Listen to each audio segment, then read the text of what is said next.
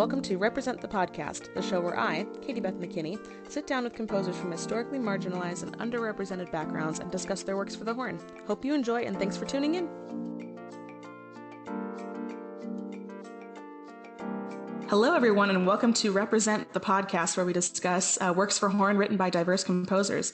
Today, I have with me Gary Kuo, who is an Emmy-winning composer and violinist who's currently based out of the Los Angeles area. Thank you for being here today, Gary. I'm so excited to have you. Hey, Caiti Beth. It's nice to be here as well. Oh, thank you so much. I hope it's sunny out in LA. It's a little humid here, but I don't know about you.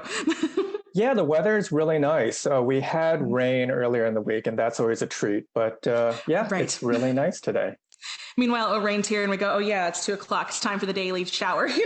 That's kind of how it works around here. I remember that, yeah. I was going to say, fun fact about Gary, he went to the Frost School of Music for one of his degrees, which I also attended. So we have this cool little alumni bond here, which I'm really excited about. So he knows the Miami life, which is a lot of fun.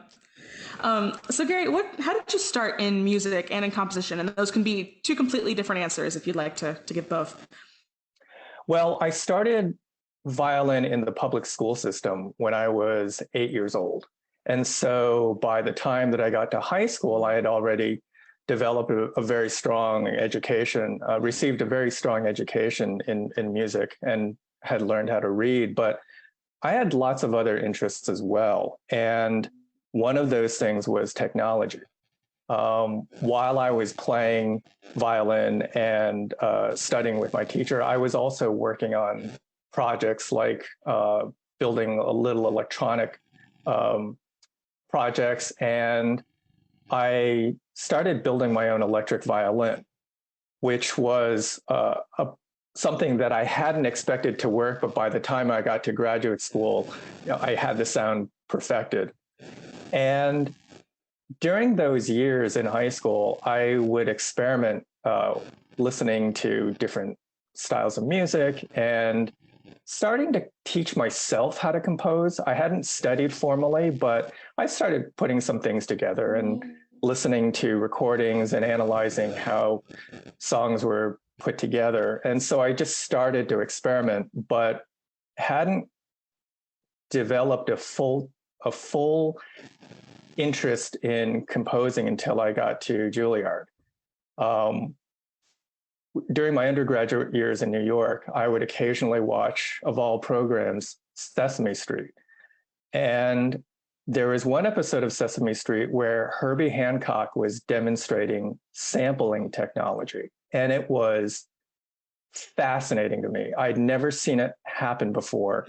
No kidding, on Sesame Street. On Sesame Street. If you go to YouTube, you can find the footage, but he's working with a couple of kids and he's demonstrating the Fairlight, a computer instrument. And I just thought to myself, this is the future. This is really what I would love to do.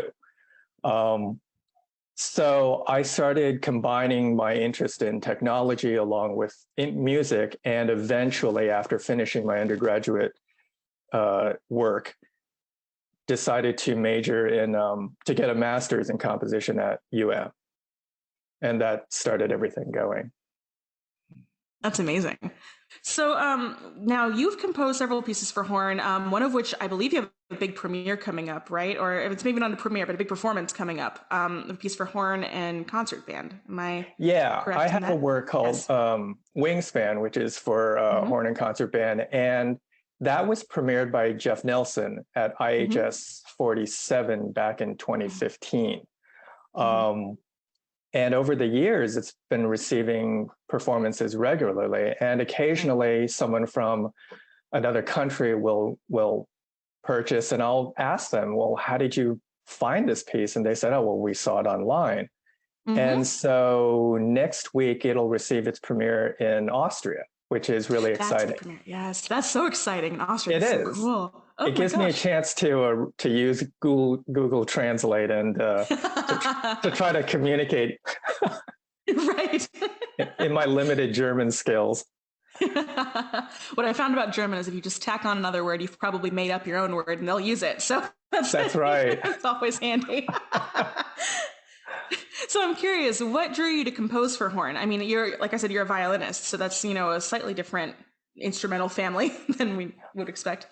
Well, when I listen to music, I always notice how great horns sound playing melodies, especially since they're such a strong featured instrument in motion picture scores. I played on a number of scores when I first moved to Los Angeles, about 100, and I would sit there and watch Jim Thatcher with the section and just be immersed in that sound. And it always in the back of my mind was something that created a very strong impression. Mm-hmm. But one of my friends, Mike Harcrow, was also a student at We were both there Mm-hmm. at the same time. And over the years, we stayed in touch. And then one year he said, would you be interested in writing something for my students? And I said, sure, what's the instrumentation? And he said, oh, it's for my studio, it's just horns. And I, at the time, didn't realize that horn choirs were a thing. Mm-hmm.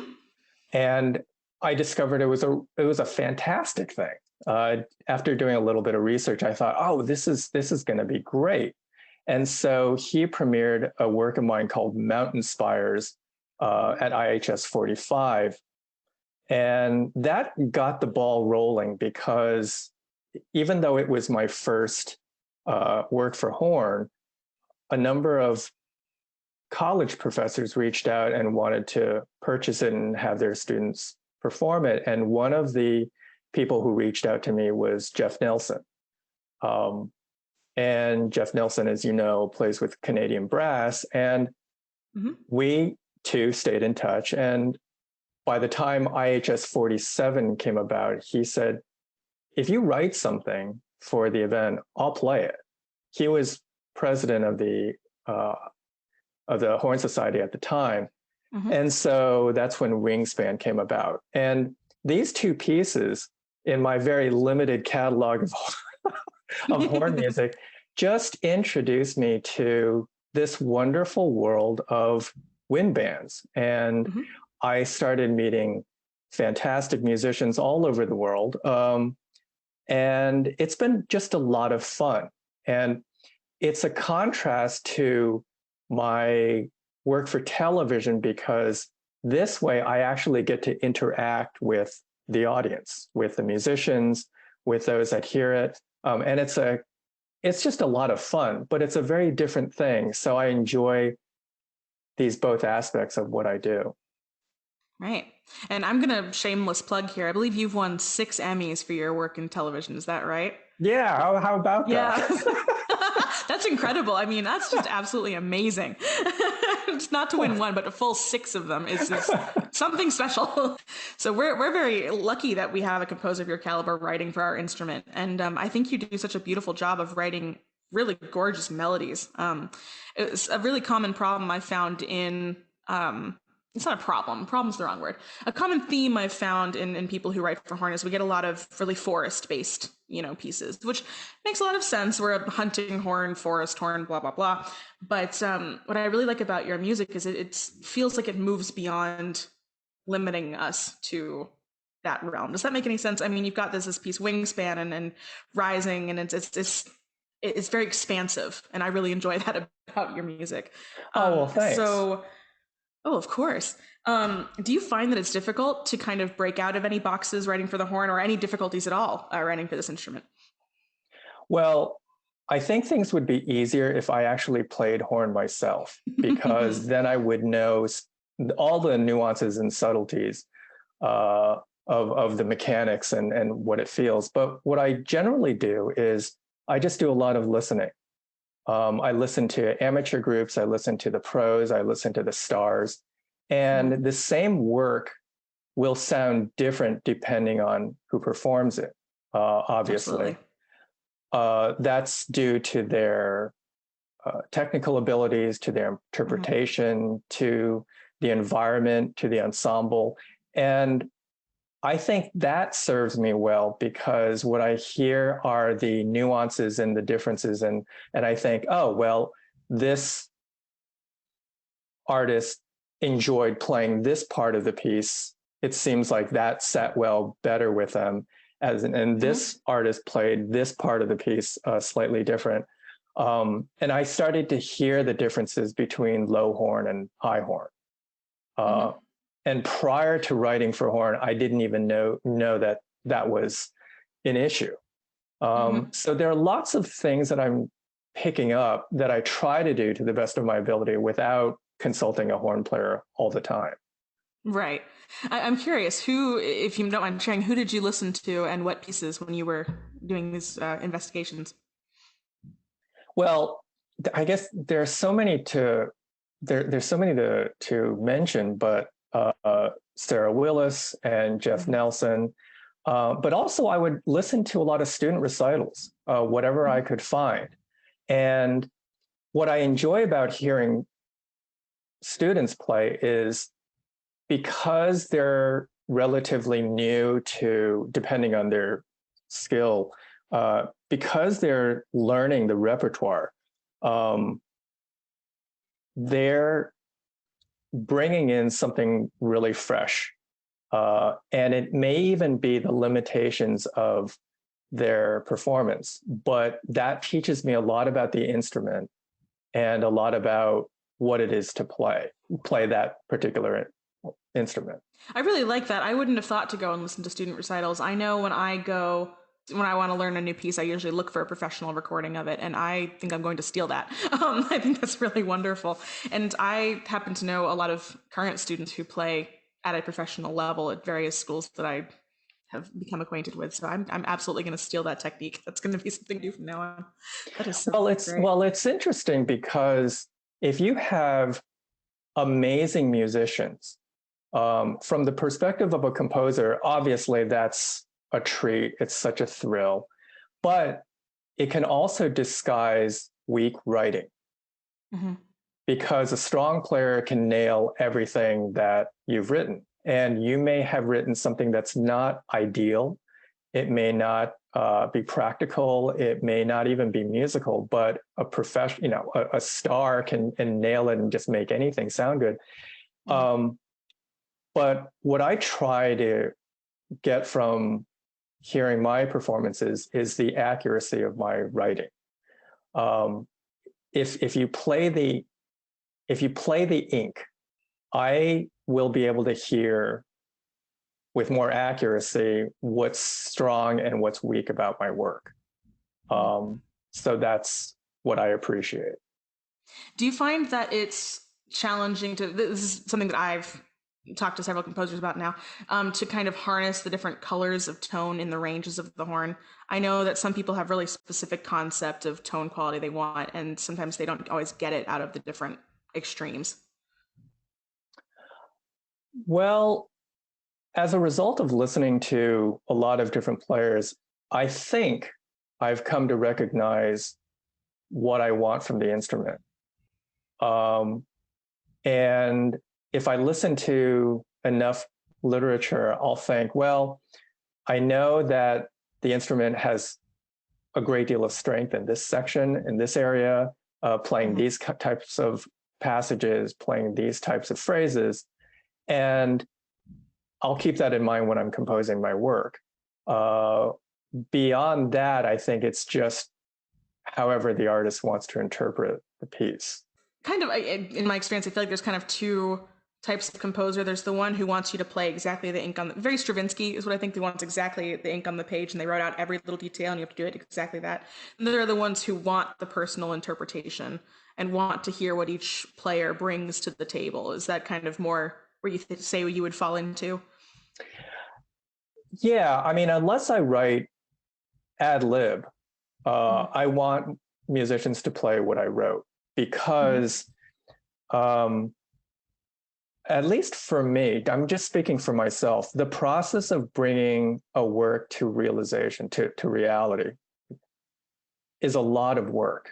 I will often agonize over which note will be, used, where it will be placed, what articulation, how it's notated.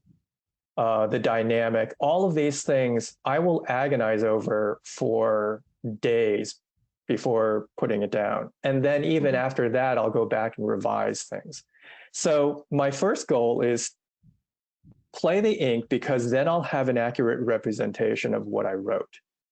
And then I'll know if I want to fix it or not. And the thing about Wingspan is it's actually gone through a couple of subtle revisions, because what I've discovered was, depending on the performer and the venue and the sound reinforcement, it can completely change how the piece is balanced.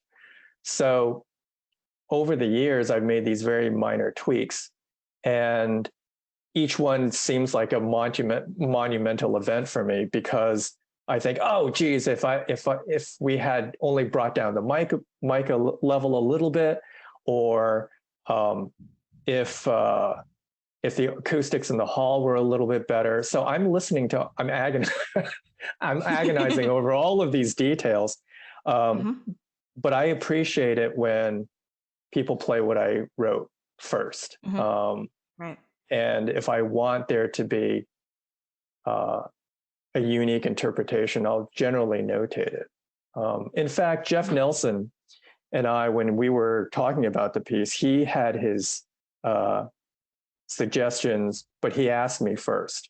So it wasn't as if he thought, well, I'm just going to do whatever I want. I think that's a nice tip of the hat to the composer, where you say, well, I want to accurately represent what you wrote, but what do you think about doing this? And that type of collaboration is really what makes working with other musicians fun. Well, that segues perfectly into one of the topics that I want to talk about, because I love the idea of this podcast being a resource for young composers and young performers as they move forward in their own, process of commissioning each other. And so, what would you say you have a big piece of advice about that relationship? Because it sounds like that, having some kind of rapport with the performer you're writing for is pretty important. I think it's important for every one of us to know what role we play and what roles others play. When I was a violinist, I would sit in the section, and my first goal was to learn my own part. But it wasn't until after becoming a composer that I realized that the violins were just one component. When I was in grade school, I was very competitive, and I wanted to sit concertmaster, and that was the priority. And that goes against all violin stereotypes I've ever heard. Yeah, exactly.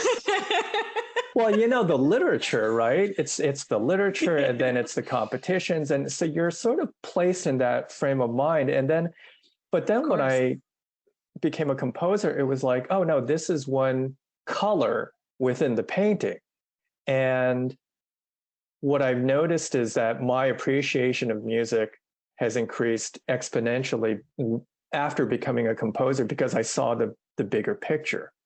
I was always fascinated by instruments, mechanically speaking, when I was younger. So I was already sort of walking down that path. But my recommendation is to understand the challenges of what different instruments, what different musicians have, whether you're a singer or an instrumentalist, and also for the performers to understand the challenges or the experience of being a composer, which is why I actually encourage everyone to learn something about composing, because then you have the 30,000-foot view of what the entire piece is about. And when you've got these long rests, you understand that, oh, we're not playing anything now, but when we do come in, it means it's special.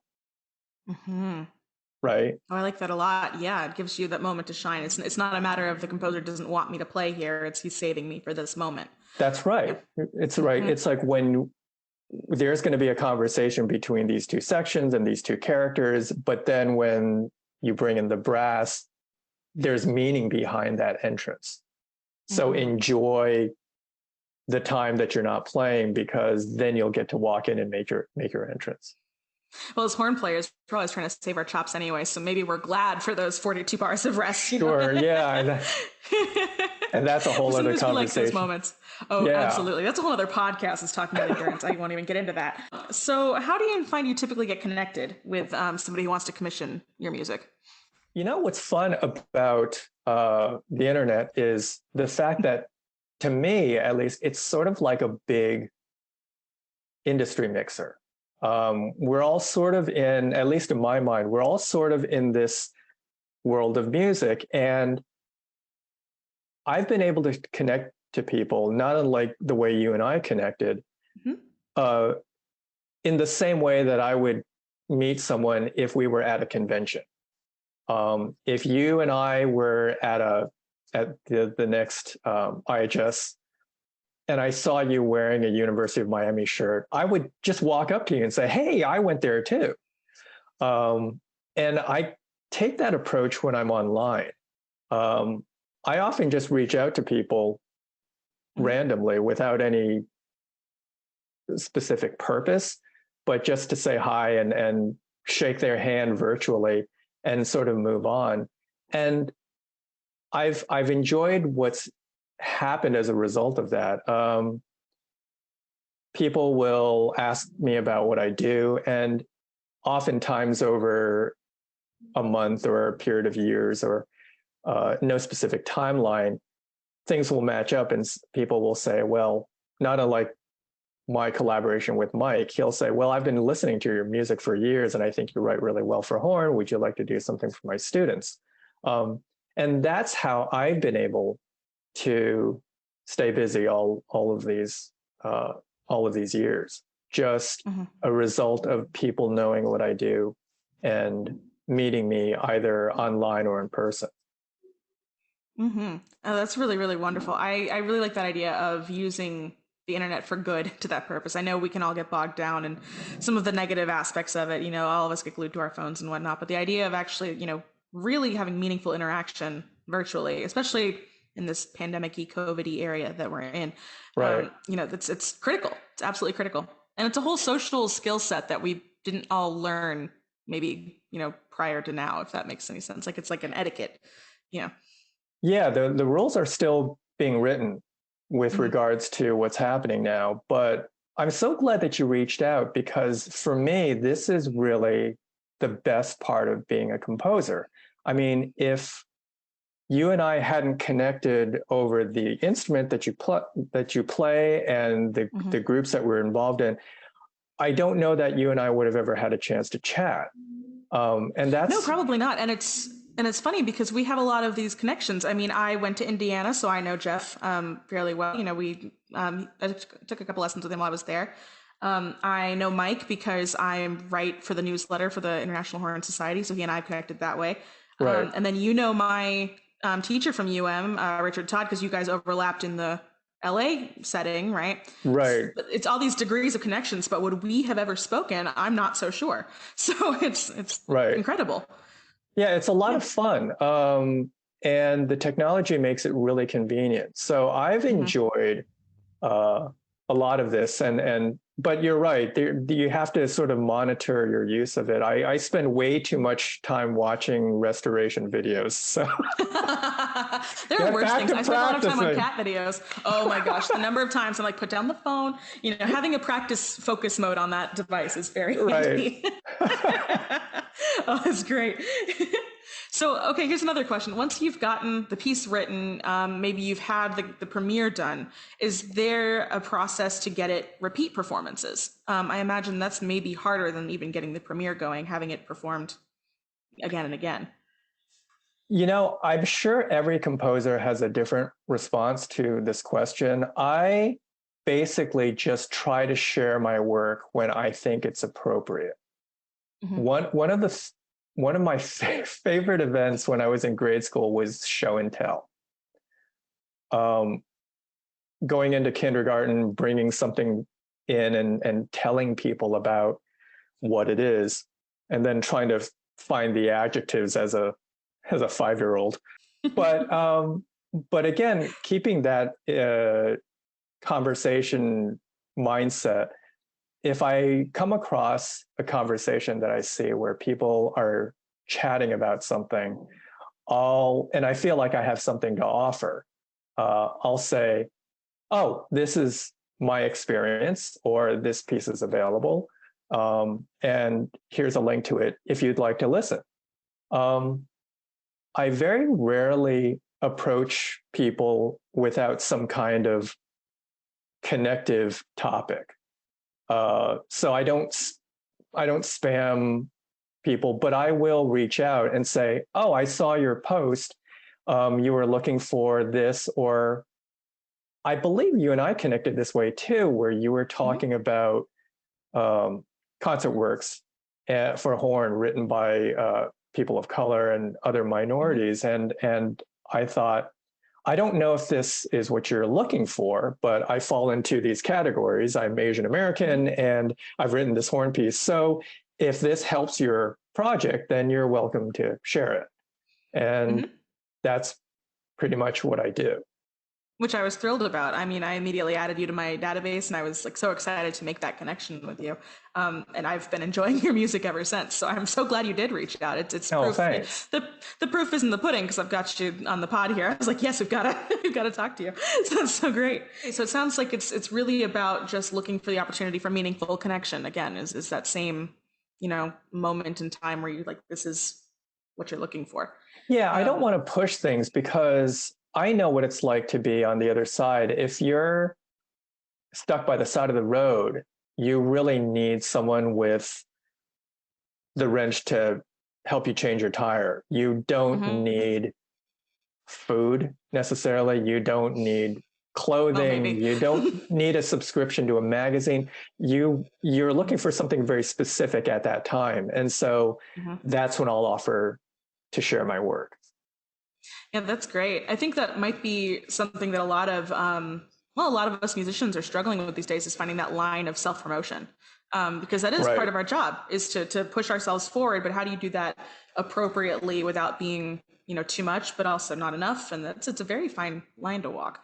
Yeah, it is. It's a challenge. I'll ask my friends to tell me when they think I've gone too far, because that may depend on their perception and whatever. And hopefully you have honest friends will tell you.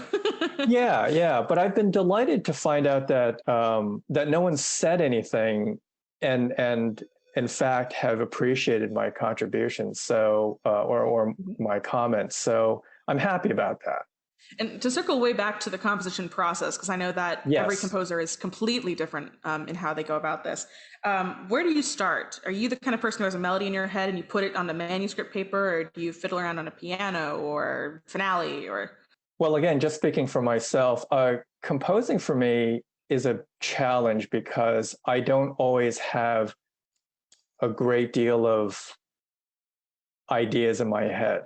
So what I try to do is think of our brains are computers, right? You have your input and then you have your output. And so in terms of input, I'll try to stimulate the creative process in any way I can. And that can happen as a result of playing a physical instrument, picking up my violin and feeling the mechanics, playing the piano, listening to music, or sometimes just working with pencil and paper, trying to compose without any tools at all, just in your mind. And each one of these techniques stimulates a different part of your brain and your process. And I try to use them all, because if I use just one technique, you tend to repeat the process, and I'll tend to produce the same type of thing. When I'm at the keyboard, my hands will naturally want to fall in a certain position and do certain things. So that's when I pick up the violin, and because physically it's just very different. I find or, when I'm into piano, I always end up making things that sound like Lord of the Rings. That's just oh, inevitably where my well, hands that's, go.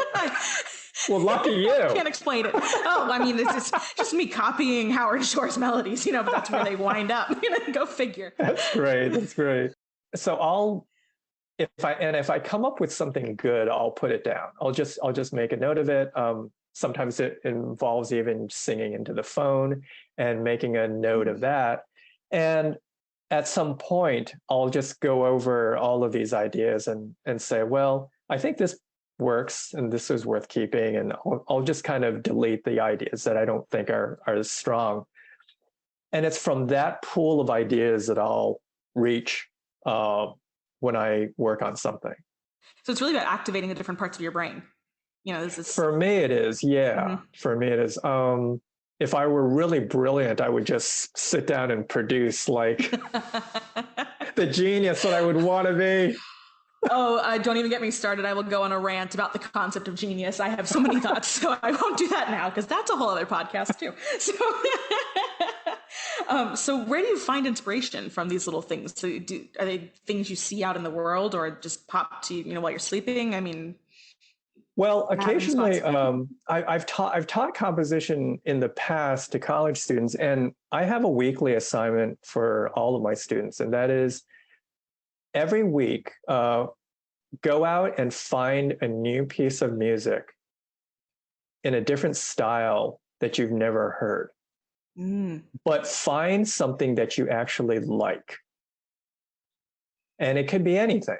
And then when I meet with them the following week, we'll talk about what it is about that piece that they like. And I think it's important because if you're not enjoying the process of listening to music, it makes what we do even more difficult. So I always try to make sure that I'm enjoying whatever I'm doing, whether it's writing or listening or studying. It's something that initially has to start with interest and captivating my passion for it. Do you ever challenge them to go find genres that maybe, well, I guess that's the first question is, are these genres outside of classical, capital C, classical music? Or is it, do they enter pop, country, rap, whatever? Or is it just, don't go listen to more violin, go listen to piano or something? Well, it depends on the student. Different students have different experiences musically growing up, and they have different gaps in their knowledge, as we all do. But if I'm working with someone who's relatively new to classical music, I will approach things from the kind of music that they know well. So I had a student a number of years ago who really didn't know much about classical music, but he really liked heavy metal. And he was embarrassed to share that with me, which I discouraged him. I was like, don't be shy about sharing what you really like. I'm not here to criticize your taste or anything. I really want to know what you like. And he said he really liked heavy metal. And I said, okay, well, let's listen to a group that you want to introduce me to. And again, he's very embarrassed about this. And I said, no, this is great because I'm learning about this too. And he played this piece and I said, okay, now I want you to sing the guitar part. I want you to sing the rhythm that the guitar is playing. And it challenged him because he had consumed it before, but he hadn't really studied it. So I said, okay, now listen to what the bass player is doing. And he had to struggle because, again, you're not just eating the cookie, you're now tasting it and finding out what chips are being used. Are there macadamia nuts? Are there, is it just chocolate chip and batter? I mean, now we're studying. And I said, well, if you listen to this is actually not unlike Bach two-part inventions. And it blew his mind because I said, I'm stretching this a bit. I mean, but for the sake of trying to introduce you to a different style of music, listen to the two voices that are in this piece that's a lot older, but it's still only two voices. Your heavy metal piece also has two voices. It's just that the timbre is very different. But if you listen to it from the perspective of a composer, this is two-part writing. This is working with two voices. And I think that was a fun day for both of us. Well, at least I'd like to think so. Right. That was going to be my next question was, has that ever expanded your taste in music, having to work with your students on things you might not have been exposed to before? Yeah, I like when my students share with me the things that they like, because there's a lot of stuff out there and it's impossible for any of us to keep up with all of it. There's a lot of, I mean, that's the great thing about the internet. You can look for any style of music that you want, and within a few clicks, you can find, I would think, something that would interest you. And we've never had that before. So that's another thing that I would encourage really all musicians to do, is just listen to as much stuff as you can. It all goes into your brain and all mixes in there, and it's all great. Yeah, for the young listeners, we used to have to go in person to buy music. We couldn't just open up Spotify or YouTube or Apple Music. You know, we had a store in my hometown called Hastings, and it replaced the Blockbuster that used to be there. And we would go and buy CDs on sale. And I remember that was actually a very formative part of my upbringing. Was I found, I believe it was Handel's Water Music, and I fell in love with the horn from that CD that I got at Hastings in the $2 sale bin. You know, and fantastic. Here we are, you know, so you never know where you're going to find these little tidbits. And that was the beauty of rifling through these physical copies. But now we can just hit shuffle, which is its own other beautiful element. So yeah, you know, that experience of going to buy and listen to music, I think was special because it slowed the process down. Right now, you can click through so many things, and while it's convenient, it doesn't foster that process of letting something new soak in. We just kind of superficially come across something and then move on to the next thing. But I think there's something that's lost now that there's no need for that process. But that's just my personal opinion. Yes, well, that's the beauty of this is your personal opinion, and that's, I think, needs to be shared more, because people really get bogged down in the concept of how we do things now. And I think there's some times where we don't listen to how things used to be. And when we can incorporate both of them and pull the best parts of each, that's when we're going to really succeed in expanding everyone's horizons here. Yeah, so, I agree. Yeah, I think that's great. As far as your music goes, how would you characterize your compositional language, if you have one that you'd like to, share? I would say, if I were to place it in a couple of categories, I would say melodic and relatively accessible from a technical perspective.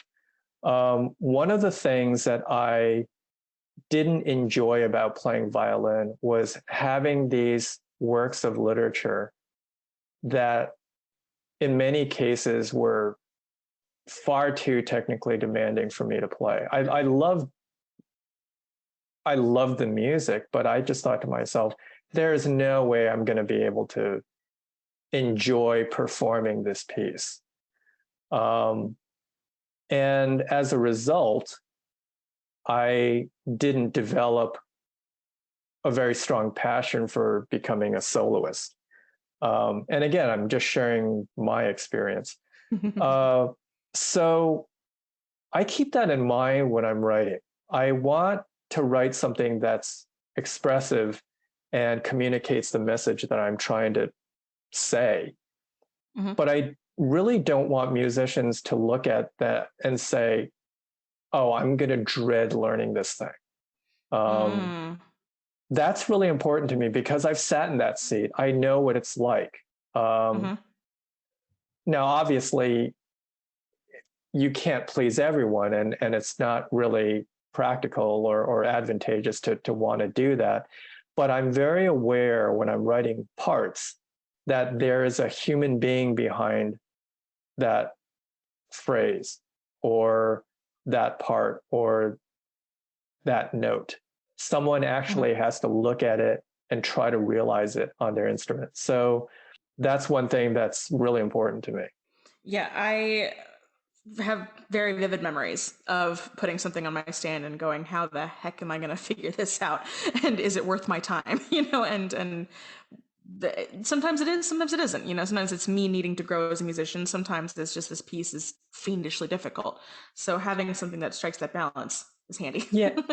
Yeah. And I'm not, and I don't want to be misunderstood. I'm not telling other people what to do. I'm just sharing my process. And No, of course. also, I want to write something that I think is fun to listen to, because by the time that I'm done with it, I've already heard 2,000 versions of it while writing it, and so hopefully by that stage, by the last stages, I will have cut out the portions that I think are not quite as interesting or as expressive or whatever. But I try to write stuff that I would want to listen to myself. And you mentioned that you've done revisions on pieces like Wingspan. Is it hard to, like, once you feel like you've closed the composition, you're like, okay, it's out in the world, is it hard to open it back up and go, maybe I should tweak this? Or is that too easy of a temptation to want to change it? I'll answer this in from two perspectives. One is sort of your perspective as an artist. As a creative, you always want your best work to be out there. You want something that you feel best represents who you are. I think that goes for all of us, whether we're performers or painters or anyone creative. But there's also the reality of going through and updating everything. And that is kind of a drag because that involves a lot of proofreading and going through files. And at least, like I said, for me, this is probably the least desirable process, part of the process for me. I know how I want to change things, but because I'm self-published, I actually have to go through everything and make sure that things are correct and that the program didn't have a little glitch and produce something that I didn't want on the page. That happens a lot.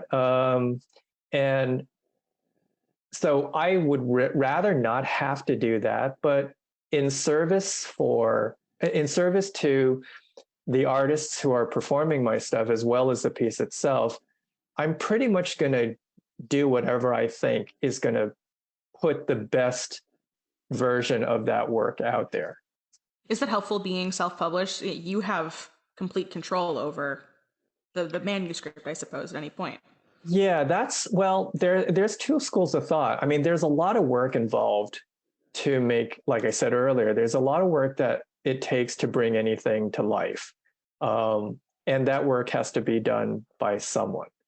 If you're with a large publisher, they will do all of that work. And there's wonderful things about that because they have resources and connections that you may not.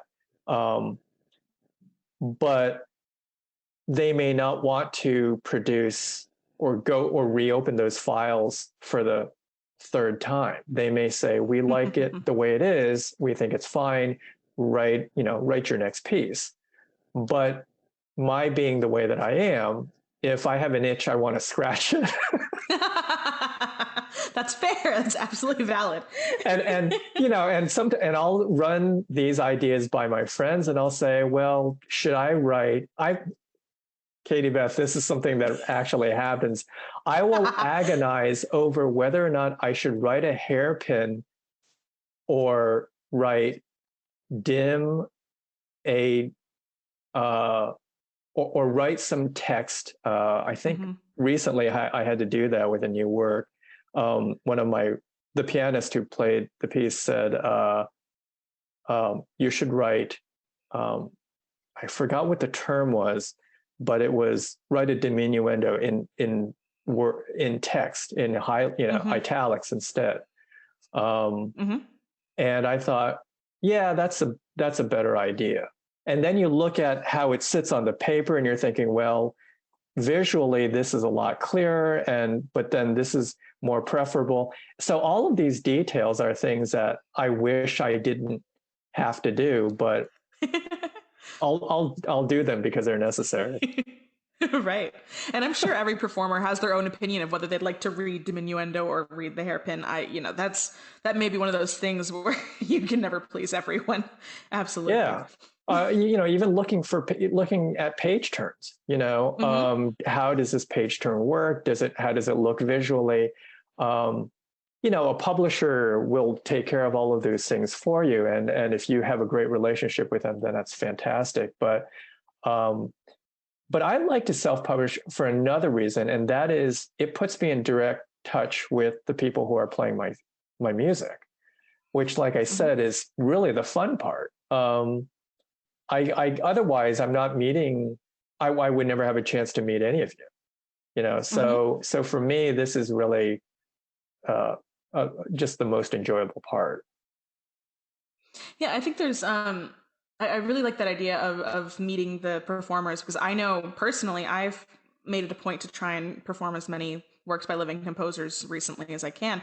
And I'm always horribly intimidated, and that's my own complex, but I'm horribly intimidated to reach out to the composer and be, hey, I'm performing your work that I purchased from you last year, and I imagine that I would say probably 98, this is just complete projection, but 98% of composers would be thrilled to find out someone's performing their piece that they put out in the world.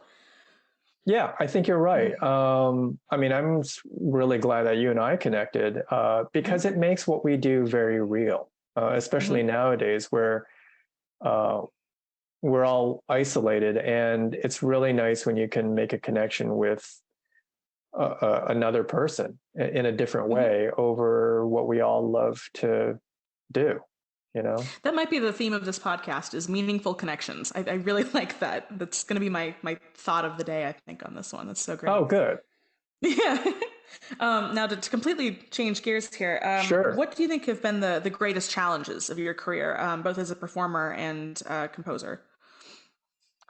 And that's a broad question. Just off the top of my head, I think the biggest struggle that we all have as creatives is being satisfied with what we produce. I know that's the case for me. That's not an excuse for not doing the work, but oftentimes I'm always less than completely satisfied with everything that leads up to completing something. By the time I release something, it's the best version of what I was able to do at that moment.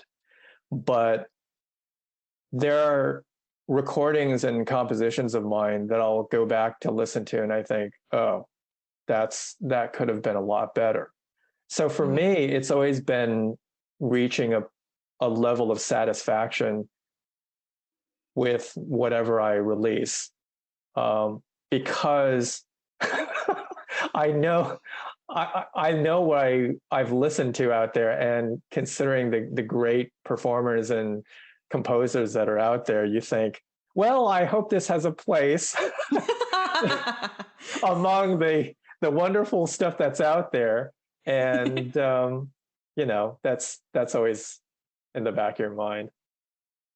Do you have a response to yourself when you have that little voice? It's like, oh, that could have been better. Do you have anything you say to yourself that's like, it doesn't matter if it could have been better? I don't know, something like well, that. I'll try to learn from that. I'll say, well, I know that this was weak, but why was it weaker? Was it in terms of the form, the instrumentation, the performance, whatever?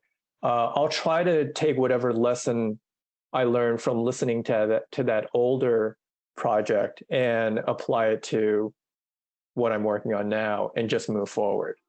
I don't think it's productive to reprimand yourself over the growing process. I think as creatives, we can get really bogged down in tying our identities into our output and saying, I am a horn player, so therefore if I play horn badly, I am bad. It would be very easy to fall into that trap. Yeah, well, I mean, especially with what we're able to expose ourselves to. I mean, we now see. I mean, I saw this video the other day a toddler playing violin, and Oh I'm no. just thinking to myself, you know, that kid's probably under management already. You're probably right. You know, when I was at Juilliard, Midori, who is, as you know, just a legendary violinist, I watched her warm up before her lessons, and I think she was, I don't even know how old she was, but she was barely a teenager. Oh, And and she was warming up on Paganini caprices, and I at that moment that's a warm up. Yeah, Oh, no, no. and not because she was showing off, but because she's that brilliant. And I thought to myself, yeah, and at that moment I was like, I don't even really know what I'm doing here. Oh my gosh. You know, we've all been there. We've all been there. I've sat in Yeah, audition rooms and gone, oh yes, I am not good enough to be here. You know, you hear somebody playing some lick and you're, oh yeah, I worked for months on that. And it still doesn't sound that good. yeah, it was really Very humbling. I real. was like, oh my gosh. I I feel like Paganini is really good at humbling us all. I don't know. Maybe that's just me. think you're right. Um, so now we enter the part that I like to call the heavy portion of the podcast here. I need a little jingle or something that's like, it's heavy. I don't know. But do you feel that you've experienced any hardships based on your racial identity? You said you're Asian American. Have you found that that has been influential in your career at all? You know, if that has been the case, I'm not aware of it. Mm-hmm. I think what's largely holding me back, if that's the term, is simply the fact that I don't write a lot of concert music. I work primarily in television. So I don't know that I've been, I'm not aware of that, if that's the case. I think because I don't have a lot of concert music, that's the only thing. I've gotten a lot of support and encouragement from all different types of groups to write more Mm-hmm. stuff, and that's my intention. But like I said, since I work in TV, that's where most of my time is spent. Mm-hmm. I'm aware that that may be the case with some artists, and that's very regretful. But over the years, what I've discovered is it's probably best to do what we can with the resources and opportunities that we have and simply push forward and just Mm-hmm. produce and learn and grow and meet people and let things sort of fall into place. Mm-hmm. We're all individuals. We're individual performers, artists. We have our unique sound and contribution. And I'd like to think that eventually we all find our little pockets of the world of music where we belong.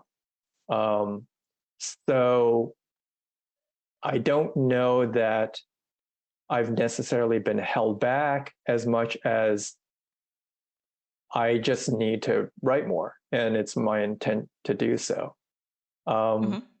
If that is the case, I also think it's because people tend to categorize just the way we work as human beings. We tend to categorize people and things and situations because we just don't have the time to learn about everything or everyone. So you and I have connected over this, but I'm sure you have lots of other skills and interests that we haven't talked about. It doesn't mean that I wouldn't be interested in chatting to you about that. But since we're meeting over music today, it's like, well, oh, Caiti Beth is instrumentalist and she's got a podcast, and okay, and she's a fellow grad. That's pretty much how I'll think of you first. I won't necessarily be aware of your other skills, but that's only because I don't know about them. Right. This is not my podcast about baking bread, which is my other hobby. You know, like oh, see. Yeah, that's a different one. That's the brass baker is the recommended title Oh, someone gave me. okay. I like that. But anyways, no, I completely agree with you. I've spoken to some other composers who say that they feel if they don't write music that ticks off a box, like say they're a Latin American composer, and if they don't write music that Right. sounds Latin American, it doesn't Right. get performed as much. And Yeah. that fits that what you're describing is that we categorize and over categorize to a certain extent of how we understand things. Yeah. And well, speaking for myself, I know that you have a different audience for every different project. I mean, when I'm writing stuff for TV, the audience is really the show itself. How does the music serve the program, the story, the characters? And I write very differently. Um, and I'm there to serve that process. Having concert music under those circumstances would be really inappropriate because that's not what the music is meant to do. So I think Mm-hmm. it's important to be aware why we're uh, doing something. For whom are you performing? Are you performing for the agent that you're hoping is going to see you? If you're an actor, are you performing for the children in the audience so that you can entertain them? Or are you performing for the adults because they'll get the jokes? Mm-hmm. They'll get some of the more adult jokes. Being aware of who your audience is important. Speaking for myself, that's what I try to identify first when I write a new piece of music. I just finished something for English horn and piano, and I thought to myself, I have these two instruments, and primarily in the past, I've heard the soloist be given sort of the featured part. But I thought, I don't want the pianist to be ignored. So in this piece, I'm going to have a middle section that's just solo piano. Mm-hmm. And so that's my twist on something. But that's also because it was something that I wanted to write for fun. Um, Mm-hmm. if I were writing, well, I'm right now working on a couple of projects, and the purpose is to serve the ensemble, to make them, to feature them and what they're doing in their story. So I can Mm-hmm. empathize with what the other composers are saying. It's always important to know um, the meaning of what you're doing. Mm-hmm. Yeah, completely agree. If there's anything you could change about the music industry, particularly the concert music, classical music industry, do you have anything you would change, and what would it be? Yeah, I would love for, just generally speaking, I would love there to be a greater amount of musical awareness and education in the general public. Um, Mm-hmm. we all know that music programs are being cut, but I think in many ways the general public isn't even aware what musicians do Mm-hmm. because they don't see the process. They're perhaps aware of the orchestra or the band, and they certainly know about pop music, but the daily struggles that we have as small muscle athletes, Mm-hmm. as performers, the amount of training that goes involved. Um, I'm not entirely satisfied with the public awareness of the struggles and the process. Mm-hmm. So I would love for that to happen.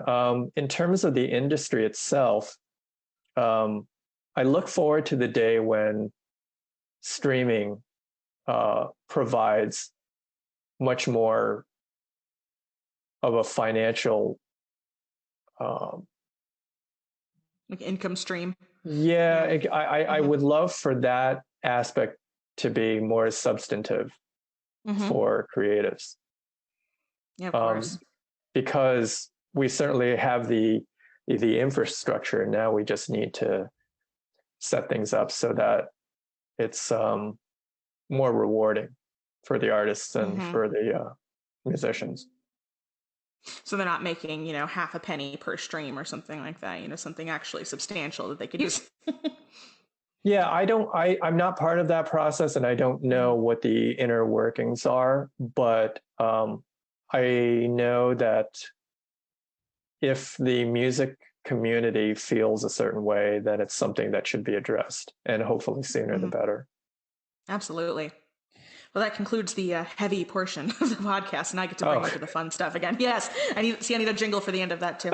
So we're going to talk about bread now, right? Yeah, always. I can talk about bread for hours. I have to say, I was one of the people who had yeast when the pandemic first hit because I had been baking bread before it hit. And so my friends came to me and I was distributing little jars of yeast to my friends who couldn't get it in the grocery stores because everyone suddenly wanted to make bread.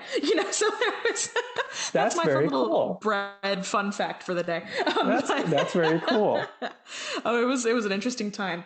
But so here's one that I love to ask. Who is your favorite composer besides yourself? Although you can be an answer, of course, if you'd like.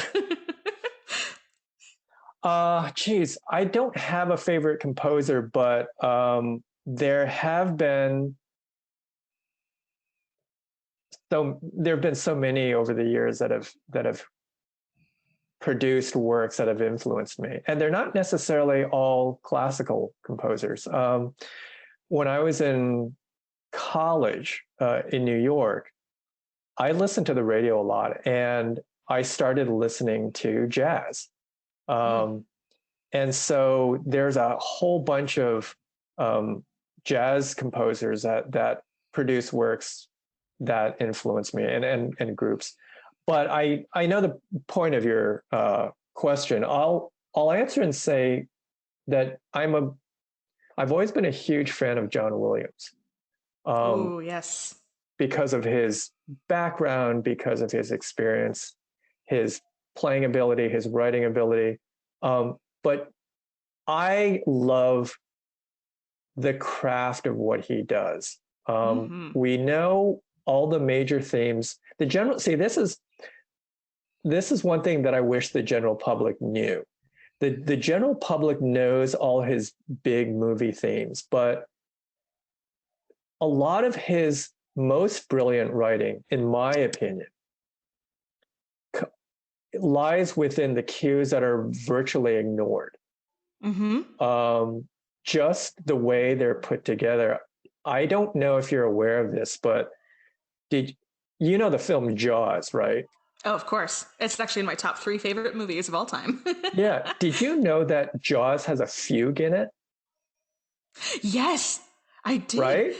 I'm a rare exception. I wrote an undergraduate thesis on the use of extended techniques of horn in film music, so I talked about Jaws a lot. So no kidding. Yeah, that's a whole different thing. But yes, it does have a fugue, and it's incredible. It's just a brilliant work, and I just think to myself, I wish that were performed more often. The amount of creativity in that score goes far beyond the 2-note motif. Of course. I wish that the public knew that. But he's produced such a large body of work. There's just so many things that I could talk about, but that's what came to mind because that was really the first time that I was aware of his work as a composer, hearing the score to Jaws, Star Wars, of course, but it's a lot of these subtle cues, the ones that are ignored, that I really adore because he writes in a way that is not heard too often nowadays for any multiple of reasons. And having met him a couple of times, I've found him to be very gracious, very humble, and just the superstar that you always imagine him to be. When you meet somebody of that, fame level, do you fanboy a little bit? Like I would freak out. Like I would just sit there like my palms. Yeah, I think, yeah, I try not to do that, but I don't know that I've always been successful. If I can walk away from an interaction like that and not black out, I figure I'm doing okay. Yeah. Yeah, because I'm thinking to myself, I've got 30 years of comments that I want to say, but I don't want to monopolize too much of your time. So, Right. So I'll just babble for a while. Yes, I love that. Oh, that's so great. And it's nice to know that a 6-time Emmy award-winning composer will also get nervous when meeting other people of the big name. That's exciting. So that makes me feel a little bit better. Oh my gosh. Now, when you're not doing music, what do you do for fun? What is your outside music hobby activity of choice? I wish this wasn't the case, but I really like watching, as I said earlier, restoration videos. There's so much cool stuff on YouTube, so much great content, and I'll spend a lot of time listening to podcasts like yours and listening to interviews with artists or actors, just to learn something new. When I was in college, as I mentioned earlier, I used to watch Sesame Street, and they would have these huge celebrities on that program, and I just thought it was so cool. You got to see them introduce their work to a different artist, a different age group, a different audience. But because because I have all of these different interests and electronics, including one of them, I'll go back and I'll watch some brilliant engineer design something, or some remarkable machinist build this amazing piece of art from metal, or even woodworking. So I watch a lot of stuff like that. It saves me the process from having to invest in the equipment and learn the techniques myself. I can just simply enjoy their genius at the end of the video. Oh yes, the number of times I've gone, I could do that as a fun outside thing, and then looked at the price tag on this, and nope, I'm out. But thank you, congratulations on your success. Goodbye. Yeah. Yeah. Plus, I don't know exactly where I would place my CNC machine. So just or your bandsaw. If you're going to go into woodworking, right? Like just stick that in the living room. It's decorative. Right. Well, we've almost come to the end here, Gary. But do you have any upcoming projects or pieces you'd like to share and promote to our listeners here? Well, I'd love if people would go to GaryKuo.com, my website, and that's where I posted a video of that piece for piano and English horn. It's called Ray of Light, and it's my very latest piece. It's only about 4 minutes long. But I've got a few other projects that are in the works, and I'll be happy to share them when that time comes. Great. And we'll post links on the Instagram and Facebook social media aspects of this as well, so that I can direct people to your website. And there are definitely YouTube recordings, I think, of both of your pieces for horn. Yes. That people can go and listen to as well. So they 100% should. And then they should program them because they're wonderful. So, thanks. Oh, of course. So I appreciate you so much for coming on today. And you're so busy with all these projects, so taking all this time out to come talk to me is just phenomenal. So I appreciate it so much. Oh, no, I've been looking forward to it. I'm really glad you reached out and invited me. I appreciate that. And congratulations on all your success. And, thank you. Look forward to following your career as well. Great. Thank you so much. All right. And that will sign off. Thank you, listeners, for joining us today. And keep on the lookout next week for another exciting episode. Thank you so much. This has been Represent the Podcast. For more episodes, you can find us at Spotify and Apple Podcasts, or on my website, www.caitibethmckinney.com. If you liked what you heard today, please rate us 5 stars or leave a review. Thank you for listening.